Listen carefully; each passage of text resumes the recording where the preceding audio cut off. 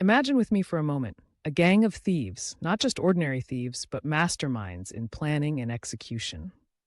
They set their sights on one goal: the biggest bank heist in American history. An operation executed with brilliant success, with extreme precision and professionalism never before seen. Every step, every move was calculated with unimaginable accuracy. These are not amateurs, they are masters of the game.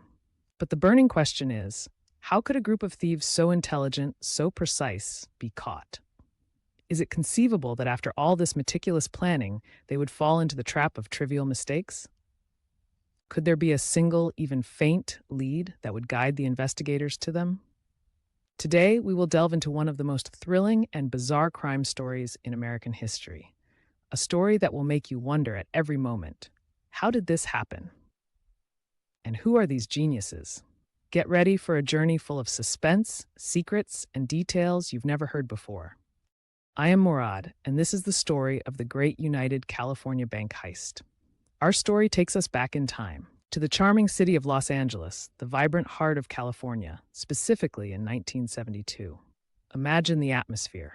Classic cars cruising the streets, distinctive 1970s fashion, and a general sense of calm before the storm hit. It was an ordinary Monday, specifically March 27th. A day that began like any routine workday for the manager of a large branch of the United California Bank. As usual, the manager headed to open the massive bank vault, which was considered an impregnable fortress. But as soon as he tried to open the door, his hand froze in place. The door wouldn't open. The circular handle, which needed to be turned to move the massive steel gears and open the door, was stubborn. The manager tried repeatedly, exerting all his strength, but the handle refused to budge an inch. Can you imagine the situation? A bank manager in front of his own vault, unable to open it. How did he feel at that moment? Was it just a technical malfunction? Or was something much bigger happening behind the scenes? Employees quickly gathered, trying to help, but to no avail. The door was stubborn, unyielding, as if hiding a great secret. At that moment, no one knew that this door was not just malfunctioning, but was a silent witness to one of the boldest and smartest heists in history. The next logical step was to contact the vault's manufacturer. A maintenance technician arrived 20 minutes later, carrying his tools and expertise. He began examining the lock, checking the secret codes. Everything seemed normal. The codes were correct, the lock was in place, but the door still refused to yield. The technician spent long hours in desperate attempts. Everything outwardly seemed fine, but something was preventing the door from opening. In a moment of despair, or perhaps inspiration, the technician suggested an unconventional idea: climbing into the space above the vault. Imagine with me, the bank's ceiling, and below it the vault's ceiling, with a small space between them supported by wooden beams, through which ventilation pipes and electrical wiring passed. The vault's ceiling itself was a thick concrete ceiling, reinforced with steel, designed to withstand any attempt at penetration. But as soon as the technician climbed up and looked down, he was shocked. He saw a large hole in the vault's ceiling, and above it, another hole in the bank building's ceiling. At that moment, the technician realized the shocking truth. The vault had been robbed. The technician quickly descended through the hole into the vault. The first thing he noticed was a massive amount of dust covering everything. Dust, a silent testament to hard work done in secret. And everything inside the vault was turned upside down. Shelves, bags, safety deposit boxes, everything had been plundered. And when he examined the vault door from the inside, he discovered the surprise that had prevented it from opening. A screwdriver jammed between the door's gears. The thieves had deliberately placed it there to obstruct the door's opening and delay the discovery of the heist for as long as possible. Clever, isn't it? After removing the screwdriver, the door finally opened. Immediately, the police were called. Officers and investigators arrived and entered the vault. The scene was utter chaos. Watches, rings, photos, documents, and countless possessions, all belonging to the safety deposit box owners, scattered on the floor. It was clear that the thieves had taken the valuable items and left behind what was worthless. But how did they manage to penetrate this impregnable vault? This was the question that puzzled the investigators. When the investigators examined the debris from the hole in the ceiling, they noticed something strange. The cement dust was mixed with other unnatural materials, black dirt and large pieces of torn burlap fabric. Black dirt? Could it be gunpowder residue? But the biggest mystery was, why didn't the alarms go off? This vault was equipped with several advanced alarm systems, a large external bell, and also a silent alarm that sent a direct signal to the police. How did the thieves manage to bypass all of this? Here, the picture began to become clear to the investigators. The thieves had opened the lock of the alarm bell box, then sprayed it with liquid styrofoam. This material, upon exposure to air, quickly solidifies, freezing the bell's hammer, preventing it from ringing. A brilliant plan to silence the first alarm. After that, the thieves used a long metal ladder to climb onto the bank building's roof. With them were their drills and specialized digging and cutting tools. They used electrical extensions from the building itself to power their tools, utilizing a long cable to ensure electricity supply. They drilled the first hole in the bank's roof, which was not heavily fortified. Then they entered the narrow space between the bank's ceiling and the vault's ceiling. But the biggest challenge awaited them: the thick concrete vault ceiling, reinforced with steel measuring 40 centimeters thick. How could such a barrier be breached? Before starting on the vault ceiling, there was the silent alarm, which was supposed to send a signal to the police immediately upon any breach. But the thieves were aware of its existence, even though it was hidden and known only to the bank management and the police. This indicates that they possessed inside information or that they conducted a meticulous study of the location. They cut the wires that triggered the alarm signal, then soldered them in a way that prevented any signal from going out. This confirms that we are dealing with thieves of the highest level of professionalism who knew exactly what they were doing. This was not an ordinary heist. It was a precise operation requiring high skills and meticulous planning. Now, after disabling the alarm systems, the thieves faced the toughest challenge: the steel-reinforced concrete vault ceiling. If they tried to drill through it, it would take days or even weeks, even with the most powerful drills. Here, the team's explosives expert came into play. They drilled small holes using drills, then inserted dynamite sticks into these holes. A very clever method, and perhaps the only way to make a hole in such a fortified ceiling. But how could they ensure that the explosion would be directed downwards, towards the ceiling, without harming the thieves or attracting attention? Investigators concluded that the thieves had brought with them large quantities of sand-filled bags. They placed these bags over the explosives and dynamite holes, covering them tightly. When they detonated the dynamite, these bags directed the full force of the explosion downwards towards the vault ceiling, causing it to shatter. And the added benefit? The sound didn't escape outside. But even after detonating the ceiling and creating the hole, the steel reinforcements inside the concrete remained intact. But the thieves were prepared for that too. They had brought with them an acetylene torch, the tool used by blacksmiths to cut steel. And using this torch, they were able to cut through the steel reinforcements. Can you imagine the level of preparation? These thieves were prepared for everything, knew every step and every tool they needed. They didn't miss a single small detail. An operation planned with the highest levels of professionalism and precision. And this is what astonished and shocked the investigators more than anything else. Now, after the investigators learned the details of how the thieves breached the vault, they began searching for any traces left behind. But they knew that thieves of this level of precision would leave nothing behind. Indeed, after examining the scene repeatedly, they found no fingerprints, no DNA, and no useful trace. The only things they found were a glove and a drill bit, but neither carried any useful evidence. The next task was to assess the extent of the stolen goods.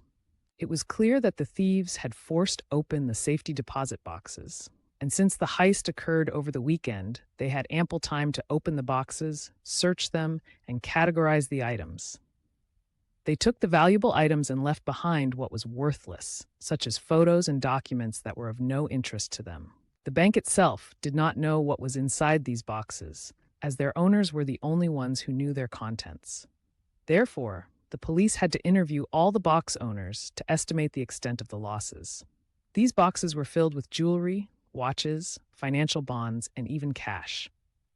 After interviewing dozens of people, investigators estimated the value of the stolen items at $8 million. At that time, this was the largest bank heist in American history. Imagine $8 million in 1972, a huge sum. Now, the investigators were facing the biggest bank heist in American history, with no evidence or lead to follow. They were at a loss. The first idea that came to mind was to try to track the tools the thieves used. They knew most of the tools from their analysis of the heist: massive drills, cables, sandbags, dynamite explosives, and blacksmith tools. The police began visiting stores in the area that sold such tools or materials. They asked store owners about any suspicious purchases made recently, but their attempts failed. They found nothing useful. No evidence, no witnesses, no suspects. It was as if the thieves had executed the perfect unsolvable heist. Here, the case was turned over to the Federal Bureau of Investigation, FBI. And when the FBI takes a case, you know the culprit is in big trouble. As soon as FBI investigators learned the details of the heist, they immediately realized they were dealing with professional thieves with extensive experience. But this was the first bank heist of this professionalism in Los Angeles. The only conclusion was that these thieves came from another state or city. The first thing the FBI office in Los Angeles did was send a message to the other FBI offices in various American states. The message explained the details of the heist and asked if any office had dealt with similar operations or at this level of professionalism. The response came quickly from the FBI office in Ohio. They had been investigating and tracking 13 similar operations to the one that occurred in Los Angeles. The details were identical: the use of liquid styrofoam to freeze the bell, breaching the bank from the roof, bypassing the silent alarm, and using explosives. All these details were very similar to the heists they were investigating in Ohio. The FBI office in Ohio believed that those responsible for these operations were actually a large gang associated with organized crime and the mafia, based in Youngstown, Ohio. This meant that the Los Angeles investigators were right. This was a professional bank heist gang. The Ohio office had a large list of about 100 people working in this massive gang. The gang was divided into different teams and crews. Each team carried out its own operations, sometimes helping each other and benefiting from each other's expertise. They had specialists in everything: drilling, electricity, blacksmithing, technology, explosives. All the expertise they needed was available within the gang. The question now is, if the FBI office in Ohio had all this information about these individuals, why hadn't they been caught yet? The answer is simple. This gang was very clever and operated in a way that was difficult to track. The Ohio office was confident that the gang that robbed the bank in Los Angeles was part of this large gang. Therefore, they sent a list of the names and photos of all known gang members to the FBI office in Los Angeles. Since this gang was based in Ohio, it is likely that they arrived in Los Angeles by plane. The distance between the two states is more than 3,500 kilometers, and it would be impossible to cover it by car in a short time.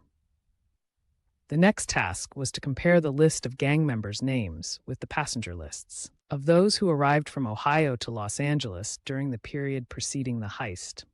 This operation was very difficult, as there were no computers in 1972, and they had to review the lists manually. But after great effort, they finally managed to identify 6 individuals from the gang who entered Los Angeles shortly before the heist. These are Emil Denzo, his brother James Denzo, his brother-in-law Charles Mulligan, Philip Christopher, Charles Brackett, and Harry Barber. All these individuals had previous criminal records for house and small store burglaries, and all of them had been imprisoned for short periods, but none of them had been arrested for a major heist or spent a long time in prison.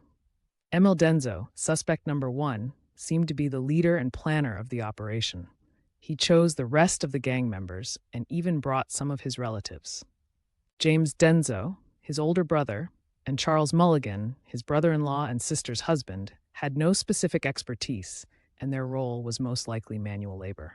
As for Philip Christopher, suspect number 4, he had skills in surveillance and reconnaissance. He was most likely responsible for monitoring and ensuring no interruptions during the operation. especially since this bank heist extended over the entire weekend, Saturday and Sunday, and they entered and exited the vault multiple times. Charles Brackett, suspect number 5, was the most important member of the team.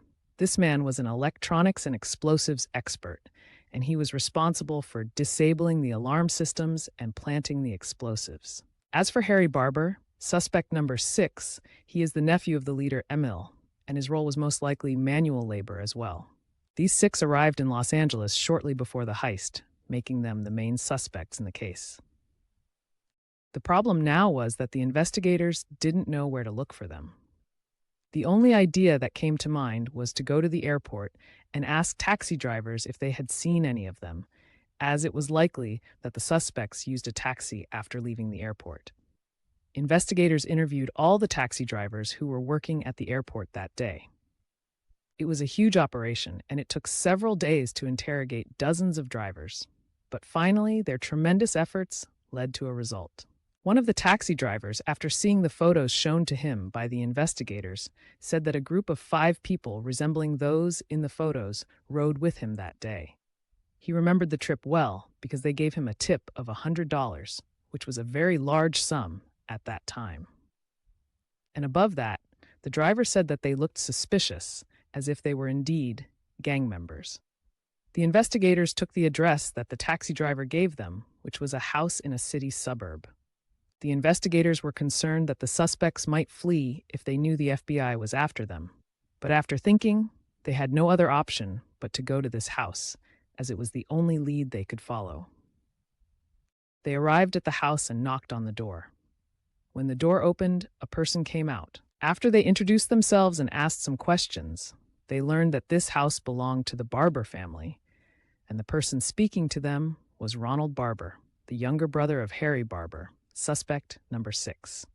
The investigators did not have a search warrant, so they could not enter the house or search the place, nor could they arrest anyone. But they asked Ronald Barber to answer some questions. Ronald agreed, but despite his agreement, it was clear that he was evasive in his answers.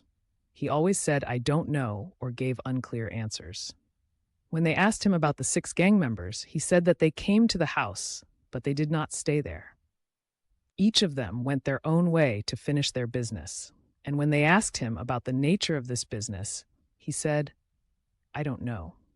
After they finished their questions, the investigators thanked Ronald Barber for his cooperation and left. Although they were sure he was lying about some things, they believed him on one point, that the 6 did not stay in the house. This meant that they most likely went to a hotel, and perhaps even stayed in different hotels. The first thing the investigators did was check the hotels near the bank. They spread out and started going to every hotel. In one of the nearby hotels, investigators found what they were looking for. Guest records revealed the names of Emil Denzo, James Denzo, and Charles Mulligan. They had checked in 2 days before the heist and checked out on Monday morning, the day the heist was discovered. This confirmed the investigators' suspicions that these were the perpetrators. But where were Philip Christopher, Charles Brackett, and Harry Barber? Their names did not appear in the records of this hotel. This meant that they either stayed in other hotels or they did not register under their real names. The investigators continued their search in other hotels.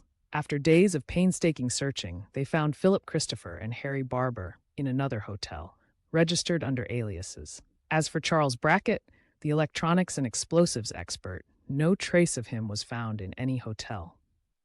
This worried the investigators, as Brackett was the mastermind behind disabling the alarm systems and using explosives.